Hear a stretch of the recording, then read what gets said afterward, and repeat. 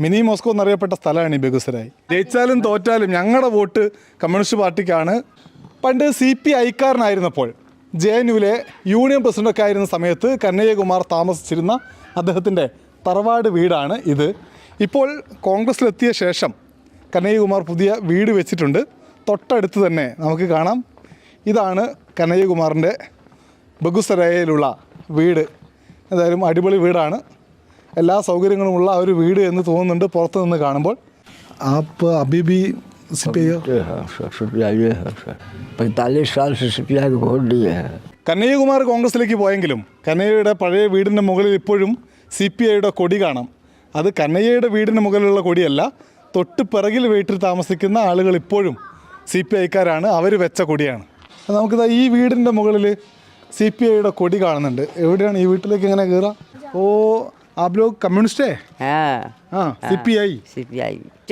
जीता है नहीं जीता है, हाँ, लेकिन देवे वोटों के लिए. ജയിച്ചാലും തോറ്റാലും ഞങ്ങളുടെ വോട്ട് കമ്മ്യൂണിസ്റ്റ് പാർട്ടിക്കാണ്. ഈ വീട്ടിലുണ്ട് CPIന്റെ കൊടി.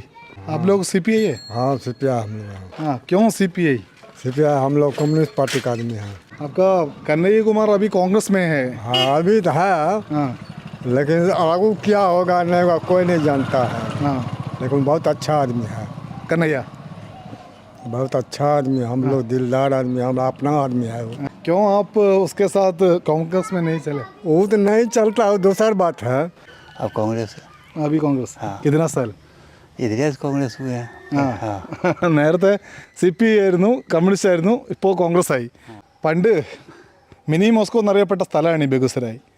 അവിടെയാണിപ്പോൾ അദ്ദേഹത്തെ പോലുള്ള ആളുകൾ കമ്മ്യൂണിസ്റ്റിൽ നിന്ന് മാറി കോൺഗ്രസ്സിലേക്ക് വരുന്നത്, കനയ്യകുമാറിനെ പോലെ തന്നെ. എന്തായാലും കനയ്യകുമാറിൻ്റെ കാര്യത്തിൽ വലിയ മാറ്റമാണ് ഒരു തിരഞ്ഞെടുപ്പ് കാലയളവിനുള്ളിൽ സംഭവിച്ചത്. അദ്ദേഹം പുതിയ വീട്ടിലേക്ക് മാറി. അദ്ദേഹത്തിൻ്റെ നാട്ടിലുള്ള കുറേ പേർ അദ്ദേഹത്തിനൊപ്പം കോൺഗ്രസ്സിലേക്ക് പോയി. ഇനിയും പല മാറ്റങ്ങളും സംഭവിക്കുമെന്ന് തോന്നുന്നു. കനയ്യകുമാർ പഴയ JNUവിലെ വിദ്യാർത്ഥി നേതാവ് എന്ന നിലയിൽ നിന്ന് ഒരുപാട് വളർന്നിരിക്കുന്നു. വോട്ടർ സെക്രട്ടറി യാത്ര തുടരുകയാണ് ബീഹാറിലെ ഗ്രാമങ്ങളിലൂടെ.